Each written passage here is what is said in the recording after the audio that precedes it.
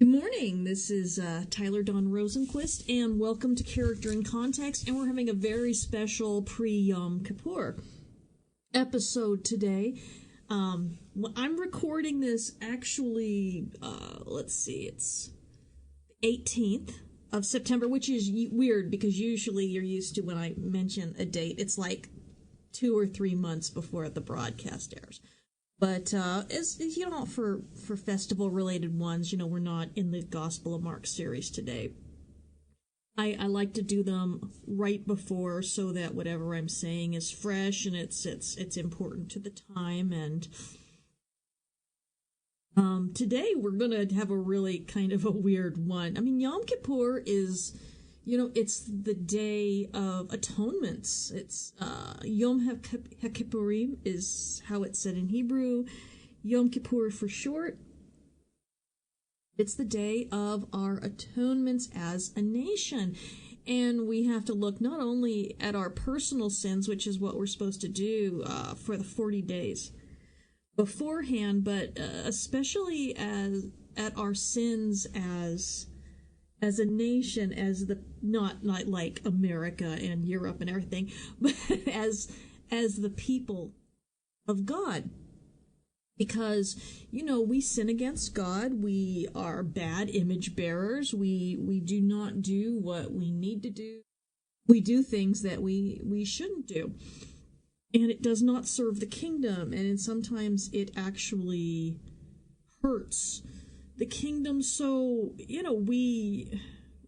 we have this day, Yom Kippur, where we don't eat, we don't drink, we humble ourselves for God, and I think I covered the whole, yes, fasting is a part of it last year, and I proved it from different places in Scripture on last year's, and I'm not going to recover that again this year. And I also have a blog on it, and I think I have a video. You get to a point where you've done it enough years and you can't remember what you've done when. But before I get into that, before I talk about kind of the state of the body, state of the union of the body of Messiah, I'd like to give a miracle report because it's crazy. Sometimes God vindicates us in crazy ways, and sometimes it takes a long time for it to happen, but it happens, and anniversaries are really important to Yahweh, which is one of the reasons why we have Passover, and we have Shavuot, and we have Yom Teruah, or Rosh Hashanah, whichever you want to call it, and Yom Kippur, and Sukkot. Because anniversaries are important, and that's why the Jews celebrate Hanukkah, because there was a great deliverance that day, not as a feast of the Lord, but as a remembrance and an honoring, and Purim. But, so, August 11th, 2016, something terrible happened to me, and I was subjected to some really horrible false accusations by somebody who, I'm not going to give any more information than that. And that accusation was not only given to me in a blast and block on social media, giving me no way to contact this person and try and work through it, but it was also delivered to other people. And, when you lose like a ton of friends in one day after being accused, you know why. And it was a terrifying accusation because as a woman, women are more at risk for certain accusations than others and less forgiven, and our reputations don't bounce back the way men do. And for 9 months, I'll tell you, I was not sleeping, and I was terrified, and finally at the end of the 9 months, it's like God, just helped me and released me from that fear. But still, this has been unresolved all this time, and at this point, I don't expect there will ever be a resolution. But as you may also know, because I've talked about this in broadcasts before, I've been having strokes off and on since 1997, January 7th, 1997, before I was even saved. And They were gone for a number of years, came back about 3 years ago. And so it's something that I've had to live my life, kind of in the shadow of it. It's kind of like, well, when I go someplace, I have to take my phone, have to let my husband know, or my kids know where I am, just in case I have problems and I don't come back. They know where I was. So it's just, I wasn't able to really schedule speaking engagements, and, people would want me to come and speak. I'd have to say, I can't, because, I can't commit to you. But I woke up 4 years and 1 day after this whole accusation thing, because I just checked the dates this morning.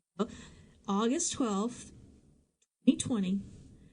I wake up and it's like I know that I'm not going to have a stroke again. It's this problem is gone. At least this chronic problem is gone, where it's happening. And I woke up and I had just had this knowing it wasn't going to happen anymore. Oh, I'm just going to keep this under my hat. I mean, I'm praising God and everything, but I didn't feel any different, but then the next day, my son Matthew, one of my twins, heard our adoption testimony. You know about them. Well, he says, "Hey, Mom, watch my Taekwondo kick." And he kicked me in the head. All right? Exactly across from, I figured out later, from the place I have cluster headaches when I'm getting ready. And he shouldn't have kicked me. He's done this a million times, but he kicked me. And he kicked me in that spot, and I got a concussion and whiplash. As you can imagine, I hit the ground. Not like pass out. I just went down. But when I'd recovered from the concussion, I realized that something was enormously different. I felt different. And I started, it's like, well, maybe I just needed a good kick in the head. A lot of people say I do. So I just made the announcement on my social media wall this morning, because it's been 5 weeks now, almost. And no, it's been 5 weeks. Actually, it has been 5 weeks. And, I'm a different person in a lot of ways. I feel very different. And I don't feel bitter about the accusations or anything. They're hard to go through, but, you learn through these kind of things not to live in fear. You learn to forgive. You learn the difference between forgiveness and restoration, because, there are people who are safe to be around. There are people who are not safe to be around. You learn to let things go, because, there at this point, there's never going to be any admission that, and the other person who was involved who could have stood up for me did not, because they knew the truth. And, people do what people do, but we have to go on with our lives, and we have to be forgiving, and we have to be peacemakers, and we have to be kind, and we meek, and we have to not retaliate. And that was a very difficult thing, not retaliating. Because people make accusations, and sometimes stuff about them, and it's kind of like, oh, you accuse me of stuff I didn't do. I can tell everybody stuff you did. No. Or stuff that's true about you, or whatever.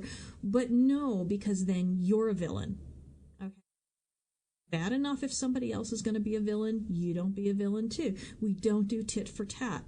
We want to remain blameless. And so it was just really a very kind gift on Yahweh's part. It was entirely unexpected. So thank you, my King. It's my little miracle report.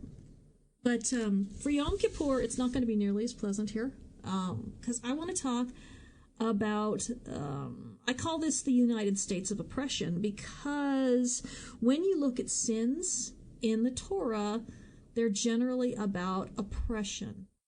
And a lot of the commandments are commanding us not to oppress, to act in certain ways that are to liberate and not oppress, and to show kindness and alleviate oppression. We're to do righteousness and justice. So I want to tie that to, and it's no secret that I believe the mark of the beast isn't a physical thing. It's allying ourselves with the kingdom of the beast through sin being oppressive toward others, as the mark of God is invisible. I believe the mark of the beast also is. It's just, let's call it the price of doing business and getting along in the world. Okay.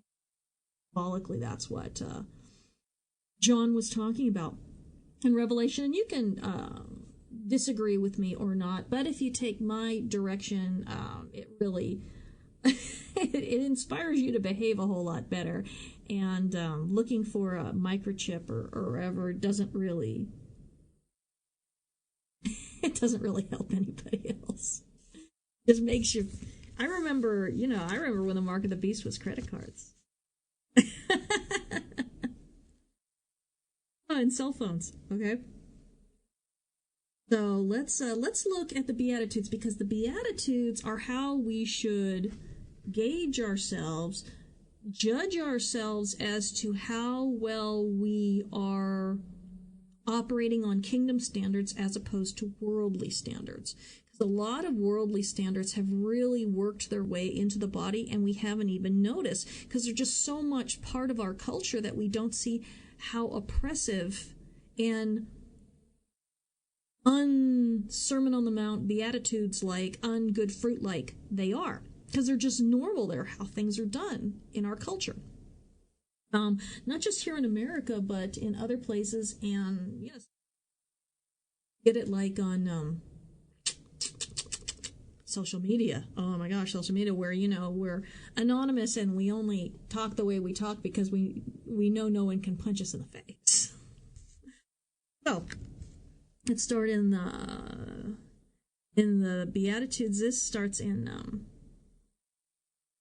Matthew chapter 5, and we'll start in verse 2. And then he opened his mouth and taught them, saying, Blessed are the poor in spirit, for theirs is the kingdom of heaven.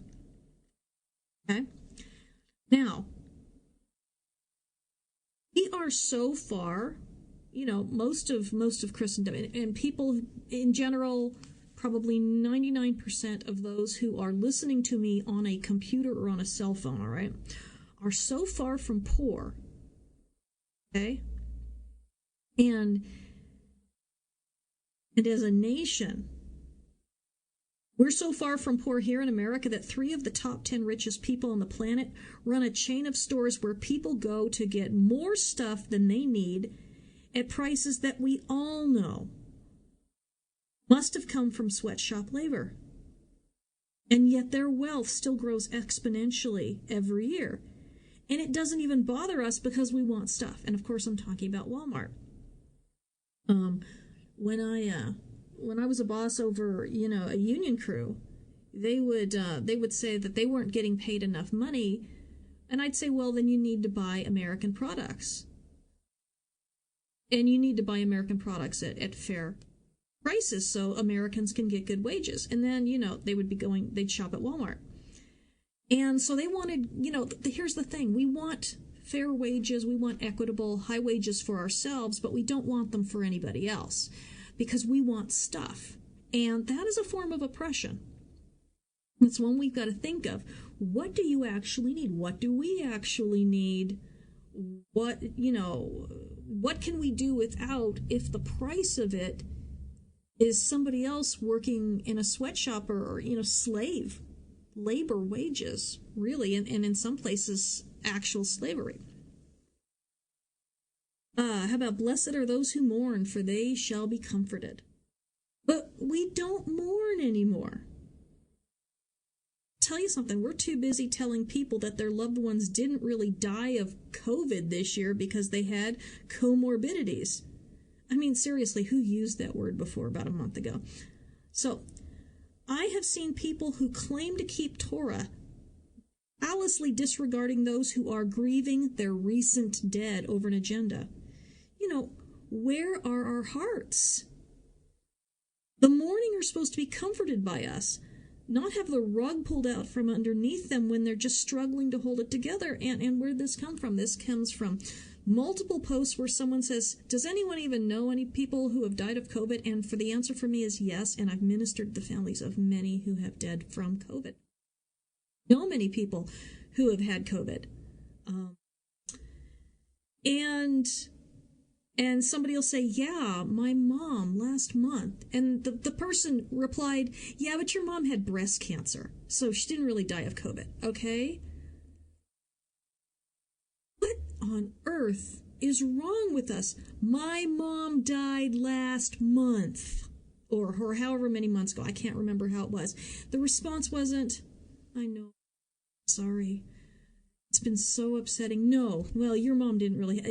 Just completely gloss over the human issue that this person is suffering a recent loss of their mother. And the person lashed out because, like, my mother was in total remission, not a trace of cancer in her body, you know, and when somebody is mourning, we shouldn't be telling them why they shouldn't be mourning or why, you just mourn with them. You stop your agenda, you stop whatever, and you love on them, all right? That she should never have been victim to an agenda. Okay, blessed are the meek, for they shall inherit the earth. We don't see meekness as strength, and yet we claim to have as our master and our king the one who meekly went to the cross and died for us, who meekly endured a mock trial, beating, scourging, humiliation. Oh no, but we don't want to be seen as doormats. That's cultural. That's the world's culture telling us that we don't dare be doormats. But, I just spent 4 years mostly meekly enduring, because I had some bad days, especially at the beginning, meekly enduring some horrible accusations, and it's not the first time it's happened. But we need to be meek. We need to be non-retaliatory. It's one of the reasons why I know Joseph Smith of Mormonism is a false prophet is because he died with a gun in his hand. You don't see the prophets in Scripture dying with a gun in their hand. Taking other lives to defend themselves. You don't see that happening with any of the apostles. We're not to be that way, all right? We're supposed to emulate our king. Doesn't mean we're supposed to go looking for death, but we don't take people with us when we go, all right? Blessed are those who hunger and thirst for righteousness, for they shall be satisfied.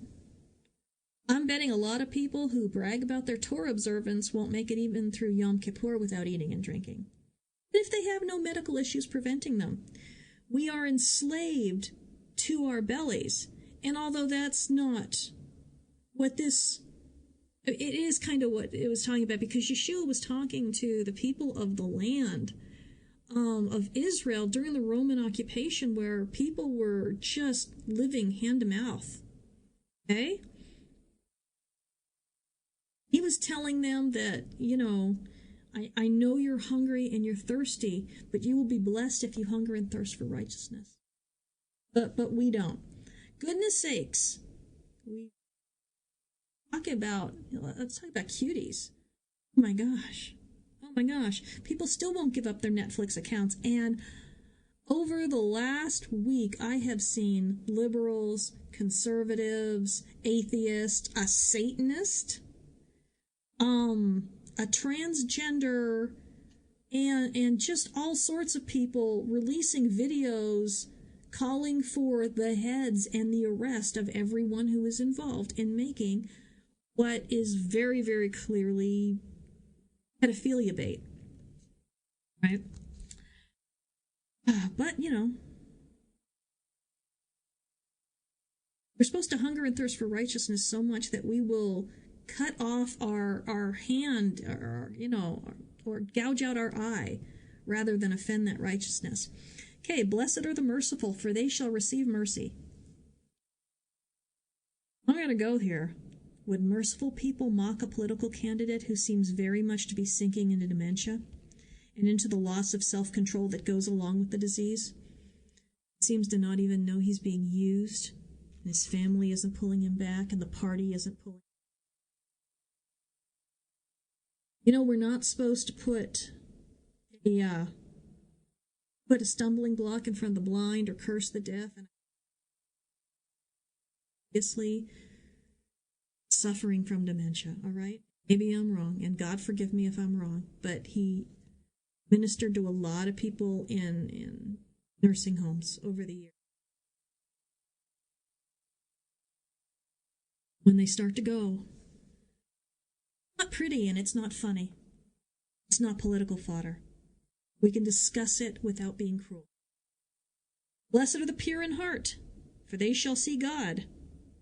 Yeah, again, believers defending cuties and holding on to their Netflix accounts for dear life.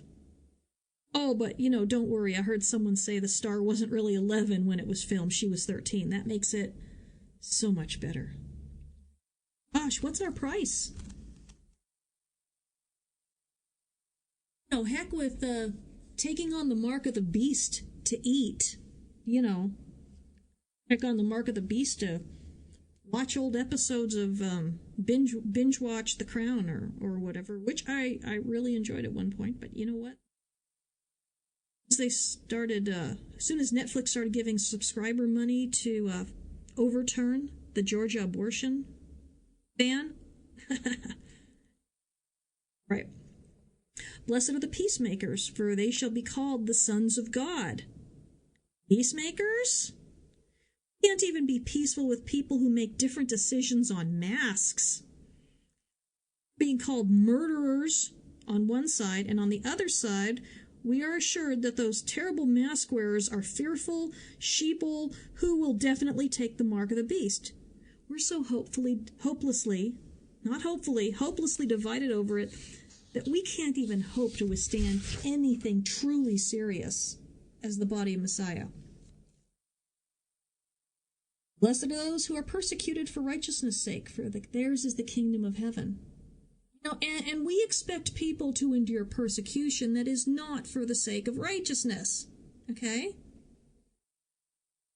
I won't support looters and rioters, but I know they have a reason for their anger. Things aren't right in this country. People are being persecuted for the color of their skin here and everywhere. Others are persecuted for their gender. These aren't the same things as being persecuted for righteousness, and so it's wrong for us to expect people to endure it as though it is inevitable. It's an entirely different sort of persecution. It's inevitable that people will be persecuted for the sake of the cross, and that we should endure it, and we are not to strike back and lash out. We are to bless and not hurt. It's ridiculous for us to expect people who are not followers of Messiah to turn the other cheek. Makes no sense outside of a relationship with God, and so, what are we doing to change racism, one hand, and people's hearts? On the other hand, the black churches should not be standing alone, lodged in between looters and rioters of all skin colors on one side, who are doing wrong, and white churches on the other side who are also doing wrong, pretending like there are no problems in this country with prejudice and hatred. The weightier matters demand that we engage with the culture and engage and change it for the sake of those who are being hurt, and especially for the sake of the children who are growing up frustrated and angry, and yeah, they have a right to be angry. We got to get our head out of the sand. We're very concerned about our own persecution, but we're not concerned with the people who are persecuted all the time, just for how they look. It's a terrible blind spot, and we've got to start loving. We'll be back in just a few minutes.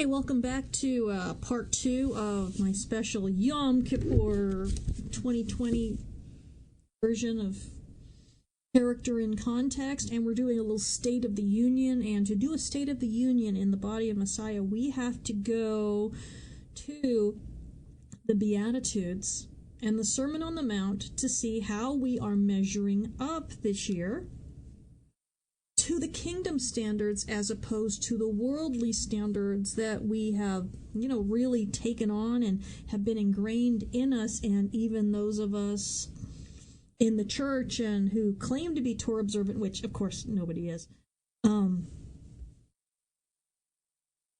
But we've taken on so much of the world and we don't even realize it. And so we're gonna keep going. This is a very uncomfortable thing because this is our measuring rod. This is our measuring line, and we can't ignore it. We can't say it's pie in the sky, because these are how we ally ourselves with the kingdom, by doing Yeshua's Sermon on the Mount and the Beatitudes more and more, and doing the kingdom of the beast stuff less and less. That's what our life and supposed to be. And we're in chapter 5, verse 11 now, the Gospel of Matthew. Blessed are you when others revile you and persecute and utter all kinds of evil against you falsely on my account. Rejoice and be glad, for your reward is great in heaven, for so they persecuted the prophets who were before you. Now, I don't know many people personally who this happens to. I know a lot of people who get all kinds of evil uttered against you falsely, not on Yeshua's account, but just because people lie. So it's not the same thing. I wasn't so blessed when this person made these accusations against me, because she wasn't doing it for the sake of Yeshua. She was just doing it for her own sake or whatever. And that's not what's being talked about. This now you can be blessed or cursed because of how you handle it, righteously or unrighteously, because you'll either just keep going around the same mountain over and over again, or Yahweh will use it in your life to conform you more to the image of the one who did endure insult and reproach and even death wrongly. So this is how we emulate our King. And when we are actually really persecuted for his sake, and not what usually happens online is like somebody's behaving badly in his name and they get smacked down. Well, that is not being persecuted for his sake. That's probably him being hated for our sake. We're not blessed when we do that. So we've got to be really real. I'm actually not sure I have ever been. Oh, yeah, actually there was once. We're not going to go into it. But still, it wasn't bad. It wasn't like what they go through in other countries, like China and India and Africa, all over Asia and Africa, really. Well, not everywhere in Asia and Africa, but where they're really legitimately persecuted for his name's sake. And even in Israel, you've got Messianic believers being persecuted. Check out the ministry One for Israel and pray for them, because they are evangelists to the Jewish people, and not everyone is, the secular Jews aren't, so bad about it, but some of the very most religious sects are, and they've even, so keep them in. And I'm certainly not saying that all Jews would even countenance such a thing. Most Jews would not. But you've always got firebrands who think that they can serve God, other people. They're in every religion. Okay, and what I will say is pray for people and not against them. One of the things, first in the TV show House, watched it years ago, and the one thing he said that was absolutely true was everyone lies. Entirely true. But I know that when people are trying to get me to pray about a situation, they'll tell me their side of it. And sometimes their side of it, they are lying about it. Sometimes they will say they're the victims when they're actually the aggressors. And so I will never pray against somebody. I will pray against certain groups of people. I will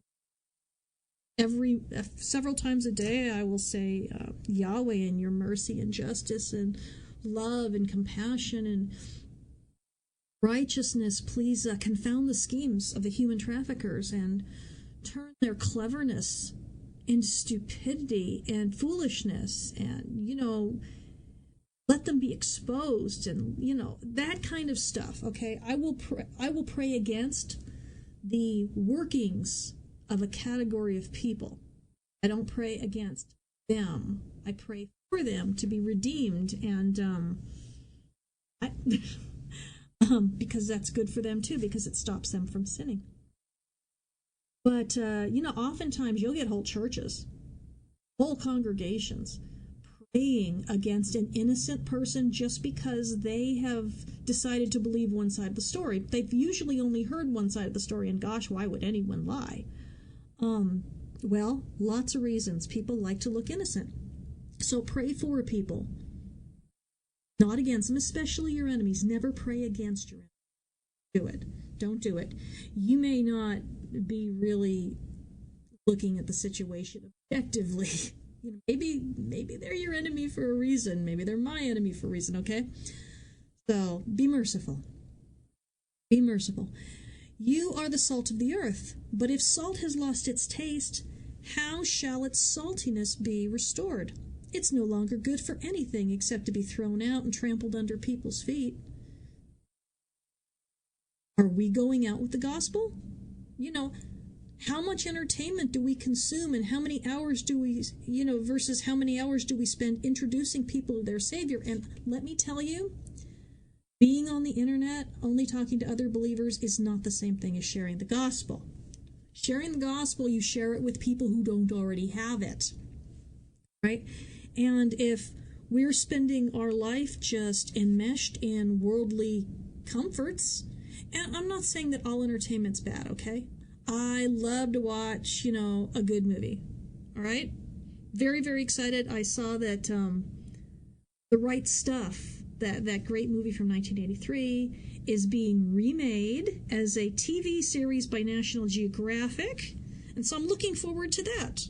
I like Jane Austen movies. I do. I love BBC costume dramas.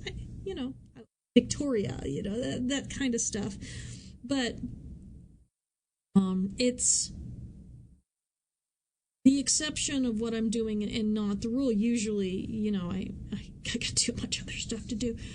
But, we've got to be spending, if we're the salt of the earth and we're not doing anything, we've lost our saltiness.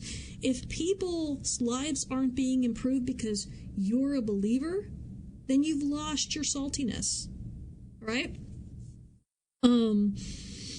If you're talking about how the lost needs saving, but, you've never, ever done anything for the kingdom, why not? Don't lose your saltiness. Go out, and it's not everybody's an evangelist, but you can feed the homeless, you can work in a soup kitchen, you can minister to the hurting, you can give money if you don't have time but you have money, you can give money there. You can do yard work for a shut-in or shopping for them, or there are so many things we can do to prosper the kingdom and be salty. Not like a lot of people are being salty out there, and you know what I'm talking about. Sailors are salty too. I'm not saying all sailors are. Some sailors are. I've got a friend named Joel. Joel Sanchez, down in Costa Rica, and he does like the greatest catch every summer to pay for his ministry work down in Costa Rica, because he has so much trouble getting Messianics to support missions work. And his ministry is Crucified Life Ministries. Please check him out. Please send him money. He does Deadliest Catch, and so he's a salty sailor without being, Salty. Eddie, I'll go tell him his ears are probably burning as I'm making fun of him right now, but in a good way. You are the light of the world. A city set on a hill cannot be hidden. Nor do people light a lamp and put it under a basket, but on a stand, and it gives light to all the house. In the same way, let your light shine before others, so they may see your good works and give glory to your Father who is in heaven. And no one is a light if they are not actively engaging with the culture and making a difference. I had these neighbors once, oh my gosh, who blasted praise music in the neighborhood and said it was their evangelistic efforts. No, what it was obnoxious. Playing music you enjoy loudly and forcing everyone else to listen to it is not a good work, and especially not when it's loud. It's just being a jerk and painting it with a different brush. It's like whitewashing. Don't whitewash that too, man. I know that's not the same thing, but forgive me for my mixed metaphors here, all right? Is that a mixed metaphor? I'm not even... Let's just forget it. Let's move on. Do not think, this is verse 17, do not think that I have come to abolish the law of the prophets. I have not come to abolish them, but to fulfill them. Do we tell people how he did that? Or are we too busy using this verse to explain why the law is not done away with? This is this is shameful about the Hebrew Roots movement, the Messianic Jewish movement. You take Matthew 5, 6, and 7, and instead of focusing on the entire thing as a manifesto for kingdom loyalty and kingdom behavior, oh no, we're going to say, do not think I've come to abolish the law of the prophets. I have not come to abolish, but to fulfill. For truly I say to you, until heaven and earth pass away, not an iota, not a dot will pass from the law until all is accomplished. No, that's what we focus on. Isn't that horrifying? Isn't that shameful? We spend too much time trying to convert people who are already believers to our way of thinking. All the while, people out there are dying without knowledge of our God. There's a difference between evangelism and recruiting. What are we doing to establish his kingdom on earth? Are we busy doing Matthew 25? And I'm talking about the parable of the sheep and the goats. Are we the sheep who are taking care of the poor and the downtrodden and the widowed and the orphan and the sick and the wrongfully jailed? Or are we the goats ignoring them? Or are we the monsters oppressing them? And I talked about that last week with porn use. And I am a firm believer that porn users speak as a former one. 21 years, from the time I was 8 to the time I was 29. It's a system of oppression. I have been free 21 years, thank God, and the people have been free of me doing that. Because it's a two-sided thing. It's not a victimless crime. Not a victimless crime. 18. Therefore, whoever relaxes one of the least of these commandments and teaches others to do the same shall be called least in the kingdom of heaven, but whoever does them and teaches them will be called great. And this is really deceptive because there are people who like to pretend that there are only a few laws that count right now. Feast, Sabbath, tassels, food, and mezuzahs. All the ones that mainstream Christians keep, and keep even better than we do, and sometimes we don't even try at all, don't count as much as the easy ones. The parties, and the food, and the tassels. But we must do and teach the hard ones first and foremost, or God will be utterly weary of our feasts, just as he was with the ancient Israelites. If we don't do the weightier matters of caring for the poor and the sick and the oppressed and the wrongfully imprisoned and the sick and the widows and the orphans, then our observances are a sham. Okay? Because the ancient Israelites, oh yeah, love having that day off on the Sabbath. Love having those festival days. Oh no, I have to eat beef instead of pork. What a horrible... Oh, man. Enough sarcasm. Verse 24, I tell you, unless your righteousness exceeds that of the scribes and the Pharisees, you will never enter the kingdom of heaven. Hey, scribes and Pharisees were keeping the feast and the Sabbaths and eating kosher better than we ever dreamed of. It wasn't enough. They were making the easy stuff hard, and by the easy stuff, I mean, the food regulations and the Sabbath regulations and the feasts. They were making that stuff hard.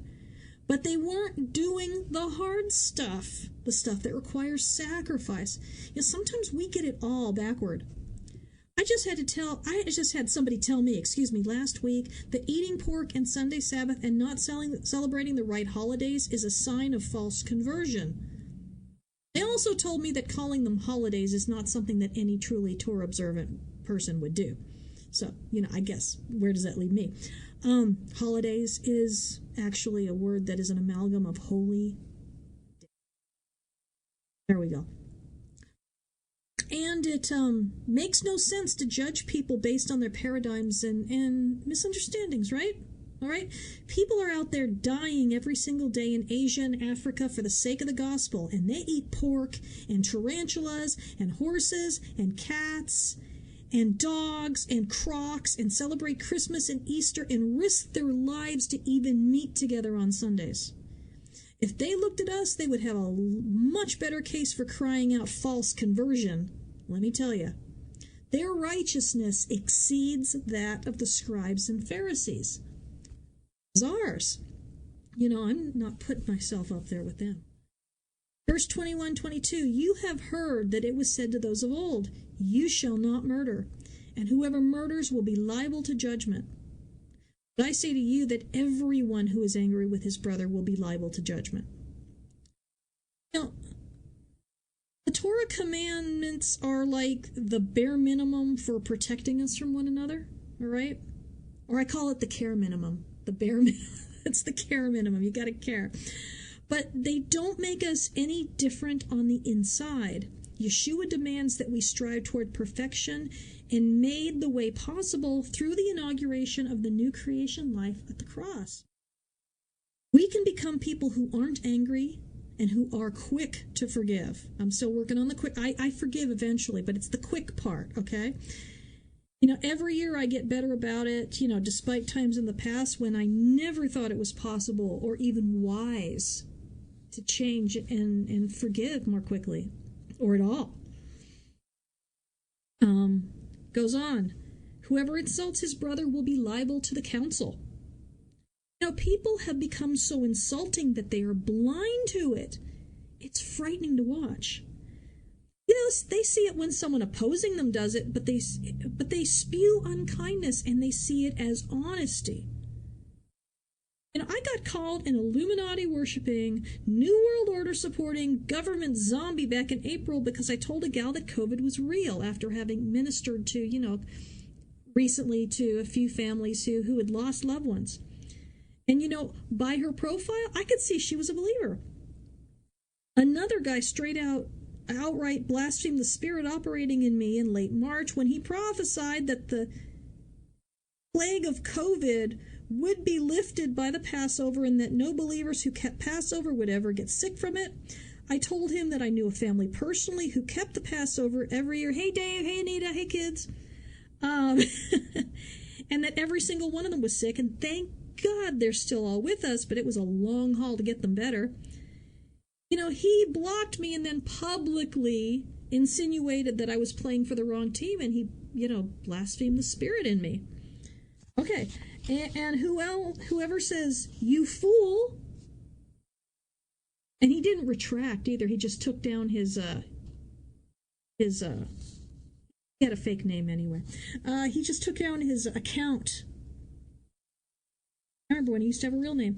He took down his account after Passover and, it wasn't gone. Whoever says you fool will be liable to hellfire. I want to ask how many people, and we've already talked about this, are mocking Joe Biden right now when it's evident he's having mental issues. And I already already talked about that. We aren't to put a stumbling block in front of a blind man or curse a deaf person, but I guess that mocking an elderly man who's clearly losing control of his mental faculties is okay just because we hate his politics. It's callous. Makes us look quite evil. And for that matter, we know that Photoshop exists and that people use it to doctor damning photos. But we pass around every bit of gossip and pics and all that about our political opponents anyway. Hello, Bill Gates, okay? Or Hollywood people, or whoever. Have we no fear of hellfire?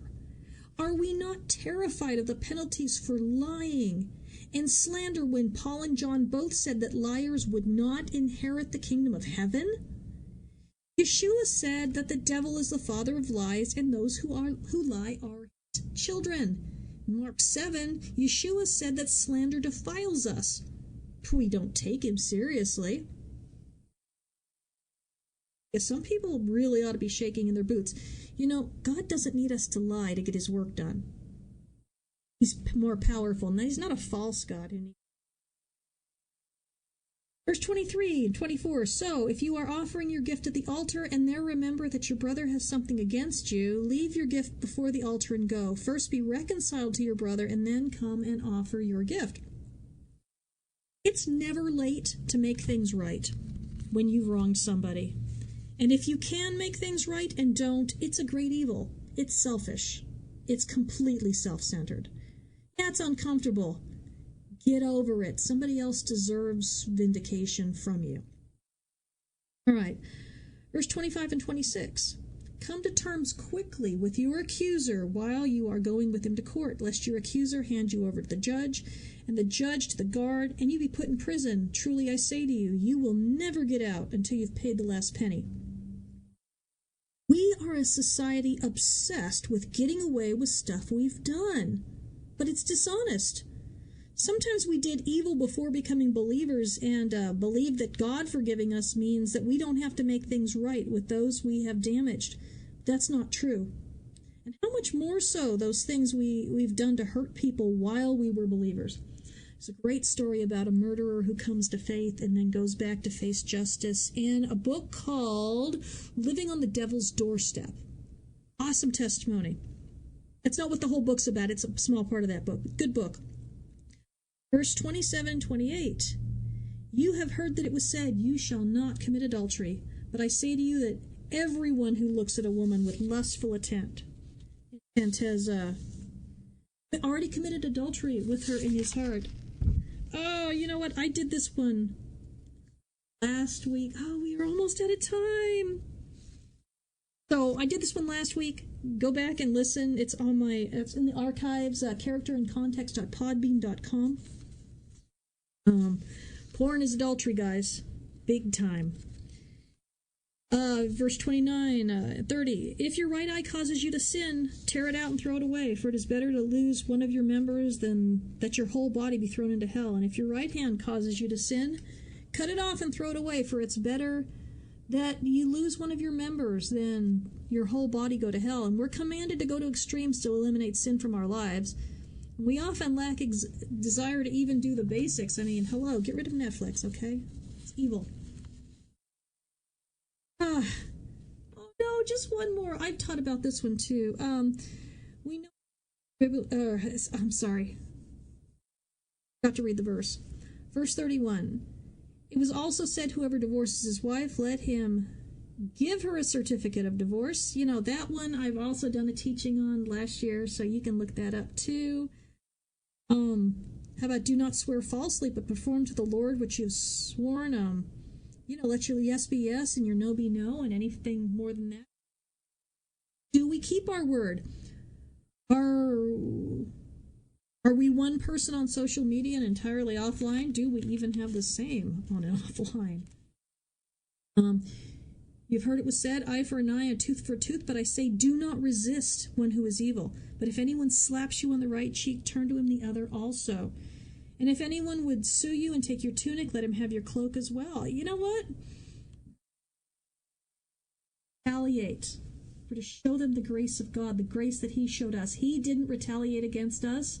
We shouldn't retaliate against others.